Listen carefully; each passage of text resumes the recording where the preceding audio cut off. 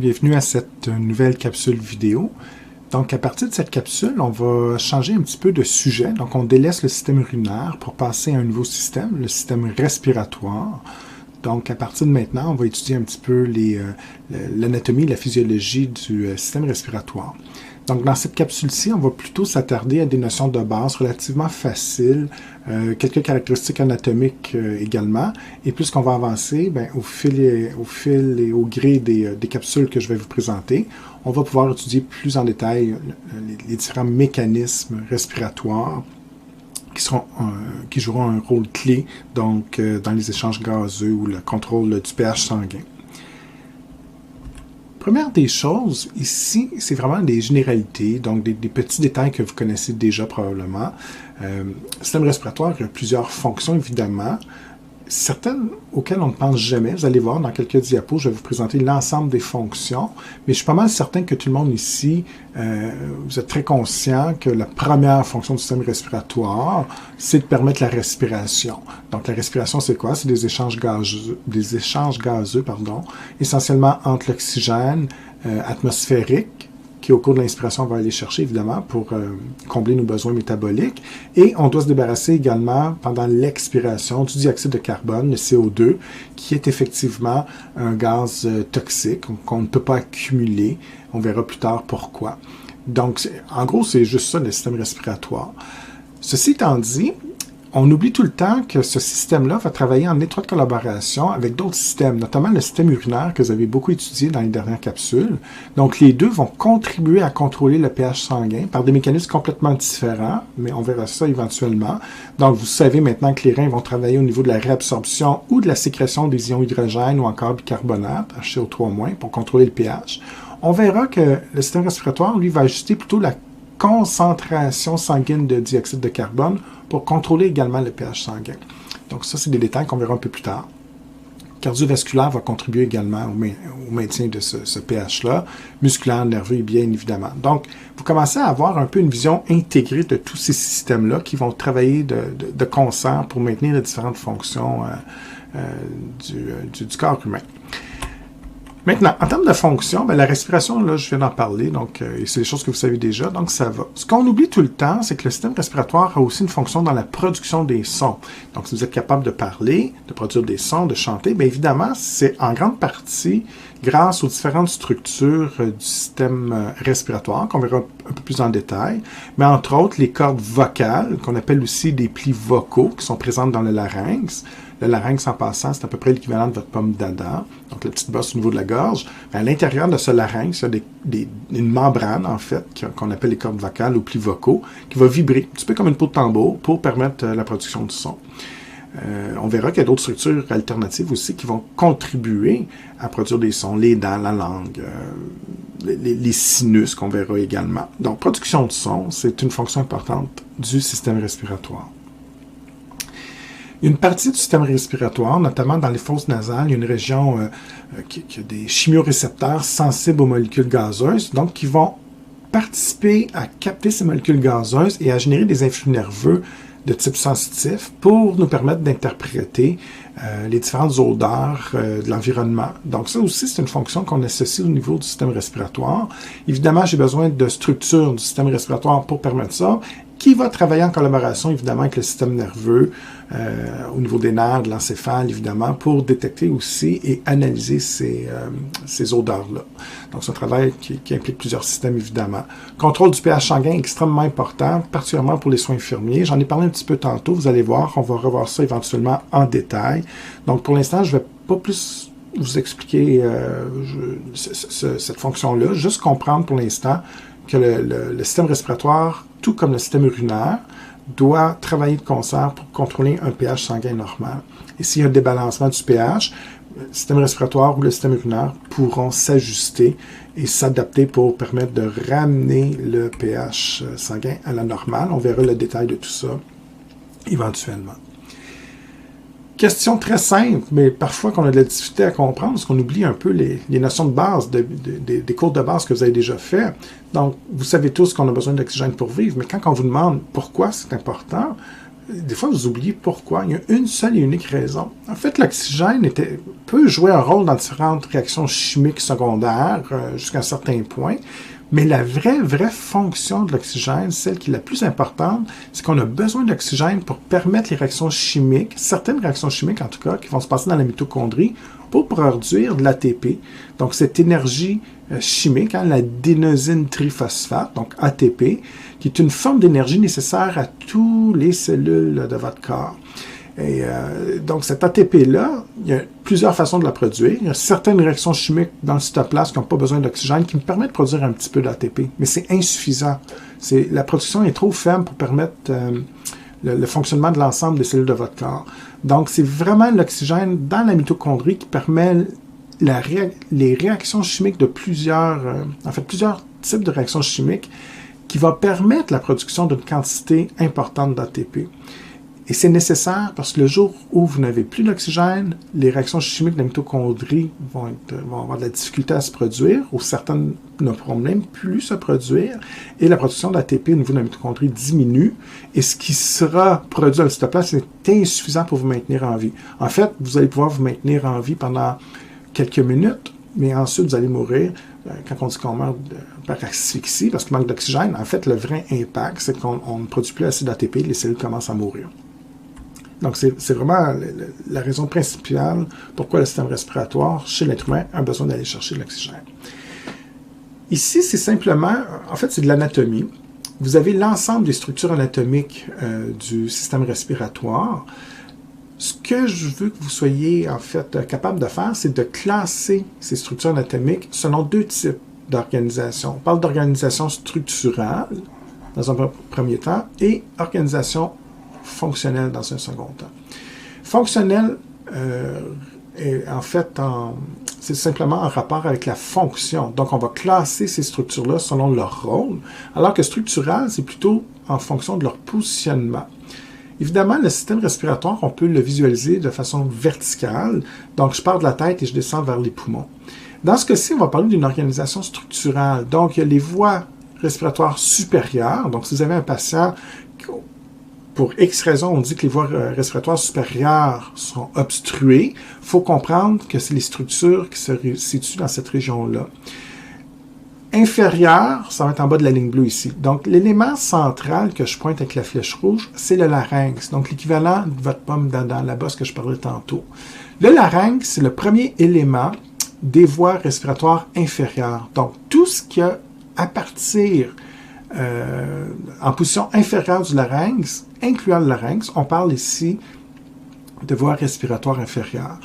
Donc, dans ce cas-ci, ça inclut quoi? Le larynx, la trachée, les différentes bronches, il y en a plusieurs sortes qu'on verra, les petites bronchioles, qui sont des petits conduits quasi microscopiques, et donc la bronchiole terminale également, qui est une autre sorte de bronchiole, plus petite.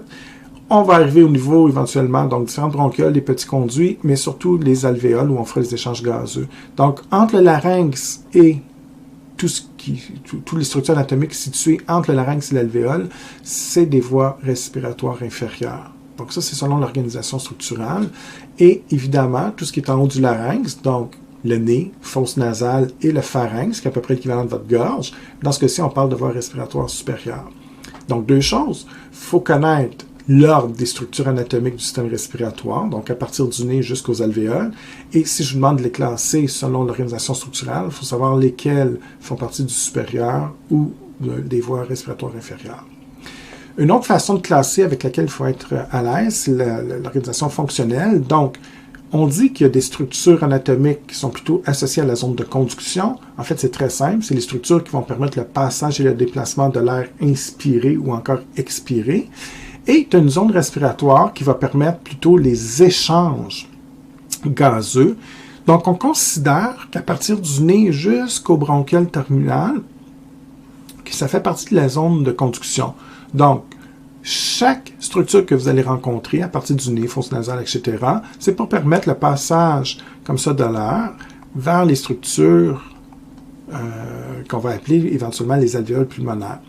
Donc, dans ce cas-ci, les alvéoles, évidemment, font partie de la zone respiratoire. C'est à l'intérieur de ces structures-là qu'on va permettre l'échange au niveau de l'oxygène, exemple, ou du CO2.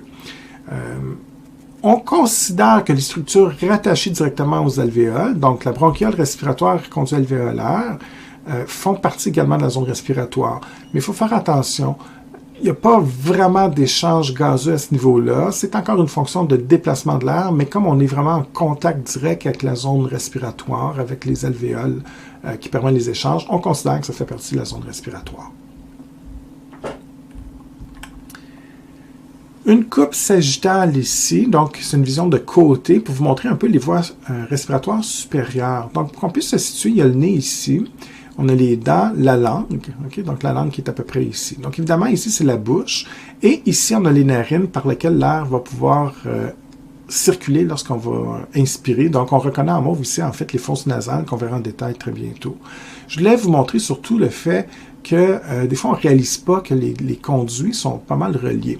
Donc, ce que vous mangez, que vous poussez par la langue, s'en vient comme ça ici et va être poussé vers le pharynx, l'équivalent de votre gorge. Et ce que vous inspirez par les fosses nasales va passer aussi par le pharynx. Donc, évidemment, les deux conduits ici vont se fusionner. Et quand on est au niveau du pharynx, bien évidemment, il faut faire attention. Si on a de la nourriture, on va aller dans la voie digestive. Si c'est de l'air, on s'en va dans les voies, la trachée, les voies respiratoires. Donc, dans ce cas-ci, on aura un système pour permettre de fermer une ou l'autre des voies selon le fait qu'on mange ou qu'on respire. On remarque également, ça vous surprend parfois, qu'on a une espèce d'os ici. Donc, en fait, on a plusieurs os qui vont délimiter comme ça la cavité buccale des fosses nasales ici.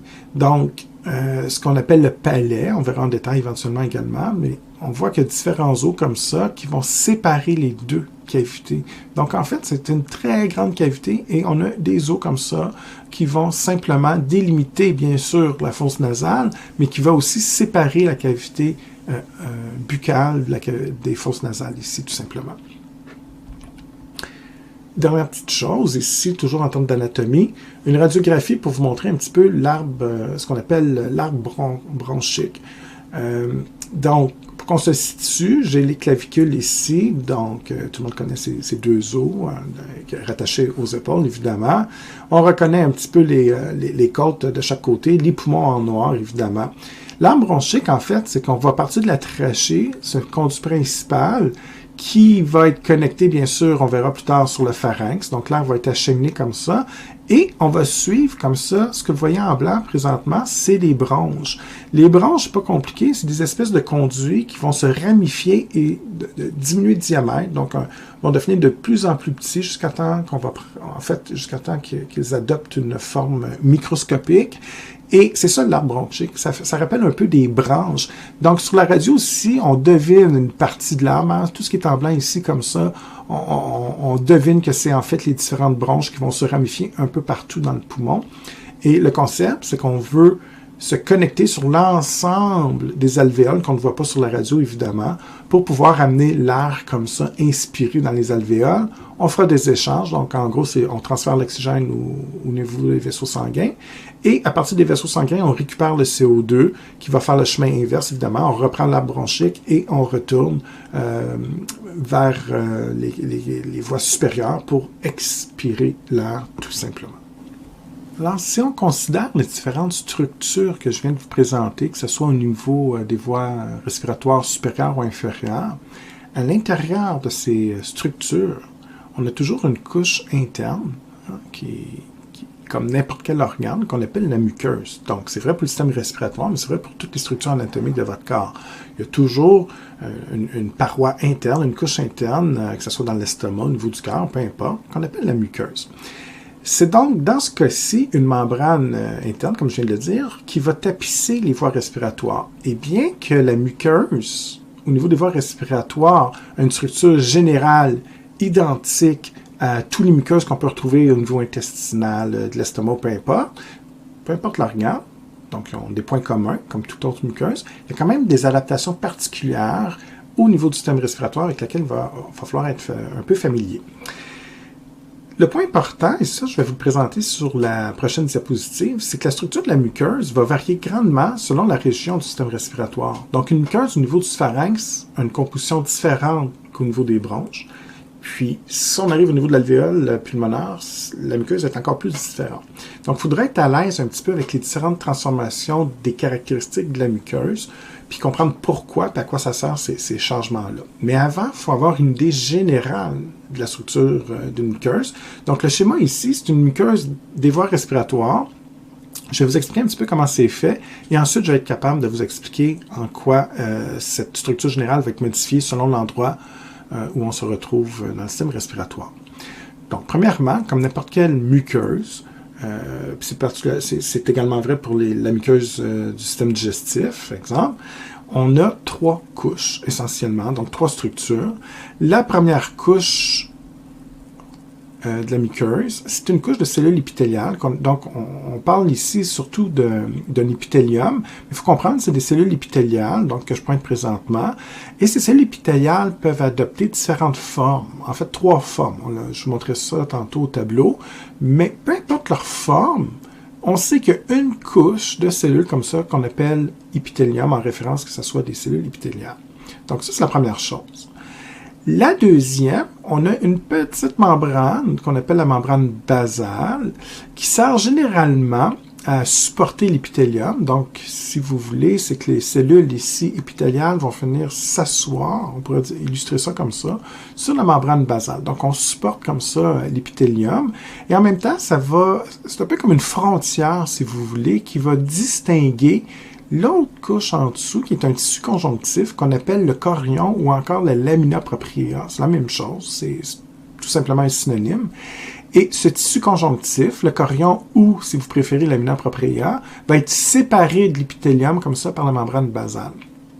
Donc, c'est une structure générale pour la muqueuse, donc la couche interne, la membrane interne de tous les organes. C'est fait à peu près de la même manière. Au niveau du système respiratoire, on va observer certaines modifications. Par exemple, la couche blanchâtre qui est ici, on appelle ça du mucus. Donc, c'est une substance, une sécrétion très visqueuse. C'est beaucoup, en fait, essentiellement composé d'eau. Il y a une protéine qu'on appelle la mucine, donc qui va épaissir un peu cette eau-là, si vous voulez. C'est ce qui donne l'aspect visqueux au mucus. Il y a des personnes qui vont produire beaucoup de mucine, et là, la viscosité du mucus devient très, très épaisse. Ça peut gêner ou même parfois provoquer des détresses respiratoires. Donc ça peut arriver dans certains cas. Mais généralement, la mucine est produite en quantité relativement raisonnable pour pouvoir augmenter la viscosité.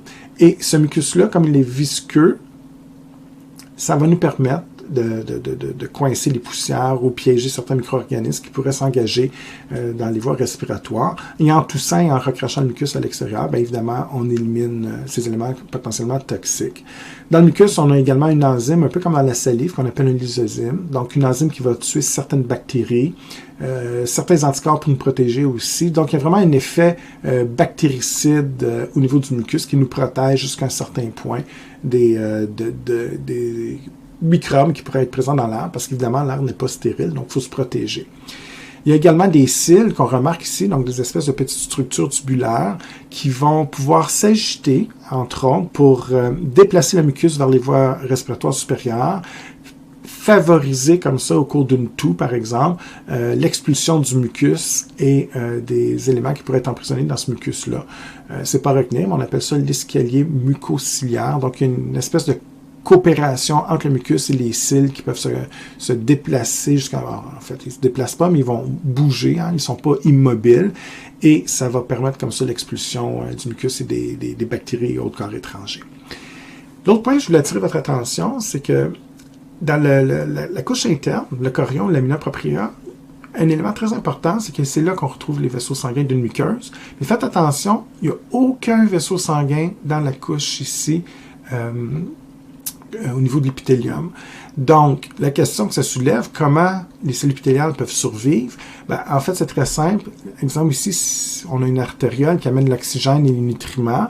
Tout simplement, par diffusion, transport passif, on va permettre le passage des nutriments, oxygène, glucose, peu importe, du chorion vers l'épithélium, ici les cellules épithéliales. Donc, c'est vraiment comme ça qu'on va pouvoir nourrir les cellules de l'épithélium. Et il faut faire attention parce que des fois, vous me dites qu'il y a des vaisseaux sanguins dans l'épithélium, mais non, c'est ce n'est pas vascularisé, pardon. Donc, voilà. Et c'est un peu la même chose au niveau de la peau, par exemple. Un jour, vous allez étudier la peau, le système tegumentaire. C'est la même chose. Donc, il y a le derme, l'épiderme. Ben, le derme, en fait, c'est le tissu conjonctif ici avec les vaisseaux sanguins. Et l'épiderme, ben, il n'y a pas de vaisseaux sanguins ici, donc les cellules ne sont pas alimentées. C'est vraiment par diffusion. Donc, c'est la même chose, en fait. Juste avant de vous présenter les différences de la muqueuse respiratoire, dépendamment du positionnement, si on est dans les voies supérieures ou inférieures, ça va changer un petit peu. Il y a un autre concept que je dois vous expliquer. Donc, les cellules épithéliales ici peuvent s'organiser de différentes manières. Et selon la forme et la quantité de cellules qu'on va retrouver, ça va changer le nom de la muqueuse. Et pour ça, je vais vous illustrer un ou deux petits concepts qui vont vous aider à comprendre. Donc là, on fait attention, je suis vraiment dans les cellules épithéliales, donc dans l'épithélium. Ce que je dis ici n'est pas en lien avec le chorion de la lamina propria. C'est vraiment seulement la première couche de la membrane muqueuse. Donc, l'épithélium peut porter différents noms. On peut dire que c'est un épithélium simple. Ça, c'est beaucoup comme l'image que je viens de vous présenter. Ça veut dire qu'il y a une seule couche de cellules dans l'épithélium. Donc, voilà. Ça, on va parler ici d'épithélium simple. Ce que je dis est vrai pour une muqueuse respiratoire, mais c'est la même chose pour une muqueuse digestive ou peu importe l'organe que vous allez étudier au cours de votre DEC. On peut dire aussi que l'épithélium va être stratifié. Stratifié rappelle le terme strate, donc plusieurs strates. Ça veut dire quoi? Ça veut dire tout simplement qu'il y a plusieurs couches de cellules. Donc, dans ce cas-ci, simplement, si je fais un petit dessin pour nous aider, donc stratifié, c'est qu'au lieu d'avoir une couche, on va faire plusieurs couches de cellules au niveau de l'épithélium, tout simplement. Donc ici, on va parler d'un épithélium, d'une muqueuse stratifiée. L'autre qualificatif que vous allez retrouver dans le nom des muqueuses, c'est la forme de la cellule. Donc, il y a trois formes essentiellement, trois formes. On dit que des fois que la muqueuse va être prismatique. Donc, les cellules prismatiques, c'est des cellules qui ont un peu une forme rectangulaire ou allongée. Un peu comme ça. Donc, c'est des cellules allongées ou rectangulaires et généralement, elles ont une fonction de sécrétion, dans le sens où, là, il faut faire attention, c'est pas comme la sécrétion au niveau des reins, qui est un processus rénal très particulier. Sécrétion, ici, c'est dans le sens où on va produire une substance, une molécule, et on va la relâcher. Exemple, une glande, la glande thyroïde fait des hormones thyroïdes. On va dire que la glande thyroïde sécrète des hormones. Donc, que ce soit pour sécréter des hormones, des molécules chimiques, du mucus, peu importe, de l'eau, des acides au niveau digestif, peu importe l'organe, c'est généralement des cellules qui sont spécialisées dans la sécrétion. C'est des cellules aussi qui ont une forte hauteur d'un point de vue cellulaire, parce qu'elles sont plus longues que larges. Okay? Donc, c'est pour ça que je parlais de forme rectangulaire. On peut aussi, parfois, au niveau de l'épithélium, remarquer des cellules cuboïdes. Ils ont un peu une forme cubique, relativement carrée, à peu près aussi large que longue, et donc, ils ont un peu cette forme-là. Dans ce cas-ci, c'est un rôle plus de soutien, de protection, généralement.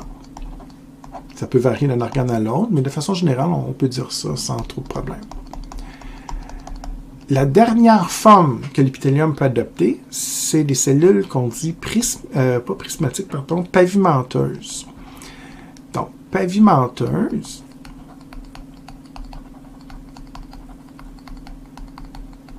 c'est des cellules qui sont complètement aplaties. Donc, dans ce cas-ci, elles sont comme écrasées. Le noyau ici là, fait quasiment la dimension totale du cytoplasme ici. Donc, c'est des cellules complètement écrasées, aplaties. Évidemment, si je compare avec les prismatiques, elles sont beaucoup moins hautes. Et elles vont donner, donc, en fait, la muqueuse, on va dire ici, elle va être beaucoup plus mince par rapport à mettons, des cellules stratifiées qui ont une forme prismatique ou cubique. Donc, dans ce cas-ci, c'est généralement, justement, pourquoi on veut amincir, c'est pour permettre les échanges. Au niveau respiratoire, c'est évidemment des échanges gazeux, mais au niveau digestif, ça va être des échanges avec les nutriments, exemple.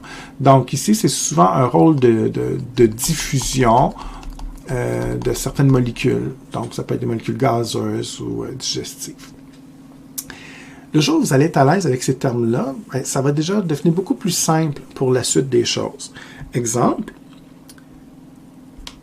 si je reviens à la muqueuse respiratoire, donc ce que je veux que vous compreniez, c'est que plus, disons que je pars des fosses nasales et je descends vers les alvéoles pulmonaires, donc plus que je vais progresser comme ça, on reconnaît la trachée ici, on ne le voit pas, mais ici il y aurait la gorge, le pharynx, par exemple, les fosses nasales plus haut. Donc aussitôt que l'air s'engage dans les fosses nasales, la gorge, le pharynx, et qu'on descend ici, bien, règle générale, plus qu'on va s'engager, donc trachée, les grandes bronches, qu'on appelle les bronches principales, et plus que je vais poursuivre comme ça vers les bronches plus petites, on voit ici l'arbre bronchique que je parlais tantôt, donc les ramifications et les bronches qui deviennent de plus en plus petites pour devenir des bronchioles terminales et éventuellement à l'alvéole.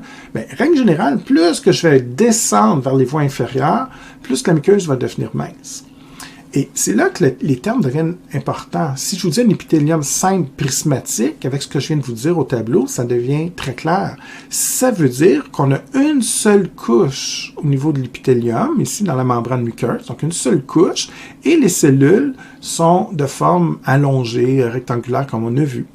Si je descends plus bas, on va voir qu'on a un épithélium simple cuboïde, donc forme cubique, plus courte qu'ici, donc on s'amincit.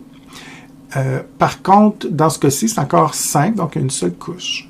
Pour arriver aux cellules pavimenteuses, et en passant, pavimenteuses ou squameuses, c'est exactement la même chose. Des cellules aplaties, c'est deux mots pour dire la même chose, c'est donc des synonymes. Vous prenez celui que vous préférez, mais que ce soit des cellules pavimenteuses ou squameuses, on voit qu'elles sont aplaties ici, très minces. Donc évidemment, on va retrouver ça plus au niveau, entre autres, des conduits alvéolaires et des alvéoles pour permettre les échanges gazeux. Donc une fois que vous êtes familier avec les termes, à quoi ça sert? Bien, vous allez voir que ces transformations-là sont reliées aux fonctions des différentes structures du système respiratoire. Donc, exemple ici, quand je vous dis l'épithélium pseudo-stratifié prismatique, cilié, donc ça c'est important de comprendre que les cellules ont des cils, il y a production de mucus, on va retrouver ça dans les voies supérieures, donc au niveau du pharynx, entre autres, la trachée, les deux bronches principales. Même on peut aller jusqu'au lobaire ici. Donc, à partir de là, la muqueuse interne de ces structures-là est faite de cette façon. Le terme pseudo-stratifié, je ne l'ai pas expliqué. Pseudo, ça veut dire comme assemblant, pas pour vrai. Donc, faire attention parce que c'est stratifié, mais en fait, il y a une seule couche. Si ça avait été une muqueuse avec plusieurs couches cellulaires au niveau de l'épithélium, on dirait stratifié. S'il y en a juste une, on dit simple. Mais ici, on dit pseudo parce que les noyaux sont décentrés. Donc, au microscope, quand vous regardez, ça porte à confusion. On a l'impression qu'il y a plusieurs couches de cellules. En fait, il y en a juste une, mais les noyaux sont décentrés, ce qui donne l'illusion, c'est carrément une illusion, qu'on a plusieurs couches de cellules alors que c'est faux. Donc, on dit que c'est pseudo-stratifié parce qu'on dirait qu'il y en a plusieurs, mais il y en a juste une en fait. Donc, il faut faire attention. Si vous voyez ça, ça veut juste dire une couche de cellules. Si je descends plus bas, donc, à partir des branches lobaires, si on va dans les branches segmentaires, exemple, qui sont un peu plus petites, ou les petites branches, etc., dans ce cas-ci, on parle de cellules prismatiques. C'est simple prismatique, donc une seule couche, les noyaux bien alignés, donc là, c'est très clair qu'il y a une seule couche. On a encore du mucus et on a encore des cils. Donc, on est encore au niveau des voies respiratoires, on est encore bien protégé. On poursuit, on descend un peu plus bas. Donc, dans ce cas-ci, on voit que le mucus est un peu moins important et que la muqueuse devient plus mince. Donc, au lieu d'avoir des cellules prismatiques, on parle de cellules cuboïdes, mais toujours ciliées. Donc, il y a toujours des cils, un petit peu moins de muqueuse. Les cils sont un peu plus rares ici. Les cellules cuboïdes, donc, on est un peu plus mince, c'est moins haut que les cellules prismatiques de tantôt. Et ça, on va voir ça vraiment au niveau des bronchioles terminales et respiratoires. Donc, sur mon dessin, on est à ce niveau aussi. Donc, on reconnaît ici des bronchioles qui sont beaucoup plus petites. On est dans l'ordre du microscopique. Respiratoire également. Donc, oui, il y a un petit peu de mucus, un petit peu de cils, mais on est moins bien protégé que les voies supérieures. Donc, dans ce cas-ci, s'il y a des bactéries ou des poussières, on peut encore un petit peu se défendre, mais c'est moins efficace, évidemment. On ne veut pas trop de mucus non plus pour la simple et bonne raison que s'il y a trop de mucus, on va complètement obstruer les bronchioles, donc l'air ne pourra plus passer. Donc, c'est un peu un compromis entre la protection et le fait de pouvoir respirer convenablement. Dernière structure, on est vraiment au niveau de l'alvéole et des conduits alvéolaires ici. Donc là, on est vraiment dans la zone pour les échanges gazeux. Donc évidemment, il n'y a plus de mucus, il n'y a plus de cils. La muqueuse, elle est très mince, donc c'est pour ça qu'on a un épithélium à une couche simple squammeuse. Et c'est vraiment là qu'on va avoir les échanges gazeux. Ça facilite les échanges parce qu'évidemment, si j'ai une muqueuse puis les cellules prismatiques, l'oxygène va avoir de la difficulté à passer ou le CO2. Alors qu'ici, ça facilite vraiment les échanges. Et dernière petite chose pour conclure sur les muqueuses. Au niveau du pharynx, c'est particulier. On a un épithélium, contrairement à tout ce que je viens de vous présenter, qu'on dit stratifié, mais squameux. Donc, stratifié, plusieurs couches qu'on voit ici. Squameux, c'est des cellules plates. Et ici, pourquoi c'est fait comme ça? Pourquoi on a plusieurs couches? C'est vraiment un rôle de protection. Donc, plus qu'on a de couches, plus que c'est épais, plus qu'on protège. Évidemment, la gorge, le pharynx, il y a les aliments, l'air qui passe, c'est très abrasif. On peut abîmer, irriter la muqueuse interne très facilement au niveau de la gorge, plus qu'au niveau des bronchioles respiratoires. Donc, évidemment, dans ce cas-ci, on met plus de couches simplement pour se protéger. Il n'y a pas de mucus, il n'y a pas de cils, donc il faut faire attention. Et évidemment, il n'y a pas d'échange gazeux. C'est vraiment une fonction de protection ici. Donc c'est pour ça qu'on a plusieurs couches. Et dernière petite chose, je fais un retour arrière. Simplement vous mentionner un élément qui, en rapport avec les muqueuses, pas en rapport avec les muqueuses, mais en rapport avec les structures. Donc je change un petit peu de sujet. On remarque ici sur le dessin qu'il y a des anneaux de cartilage. On en reparlera éventuellement, mais je voulais faire réaliser que dans les voies respiratoires, il n'y a pas des anneaux de cartilage partout. Les anneaux de cartilage sont là pour protéger et maintenir l'ouverture des voies respiratoires. Donc, au niveau de la trachée, si vous passez vos doigts sur la gorge, vous sentez ces anneaux de cartilage ici qui sont là pour maintenir l'ouverture de la trachée. On ne veut pas que la trachée s'écrase sur elle-même. Dans ce cas-ci, l'oxygène ou l'air ne pourrait pas passer. C'est la même chose pour les grosses bronches, principales, lobaires, etc. Et on a toujours ces petits anneaux de cartilage jusqu'aux petites bronches. Mais rendu au niveau des bronchioles, je voulais vous attirer votre attention sur le fait qu'il n'y en a plus d'anneaux de cartilage. En fait, à ce niveau aussi, les conduits sont tellement petits qu'on ne peut plus les maintenir ouverts avec des anneaux de cartilage. On est dans l'ordre du microscopique. Donc, c'est des petits conduits comme ça qui sont dépourvus d'anneaux de cartilage. Et c'est des petits conduits qui s'obstruent relativement facilement. Exemple, dans les cas d'asthme sévère, le mucus qui peut s'accumuler, bien évidemment, c'est des petits conduits microscopiques, tellement petits qu'on ne peut même pas avoir de canaux de cartilage. Donc, il faut faire attention à ces anneaux de cartilage. Ils ne sont pas présents partout dans les voies respiratoires.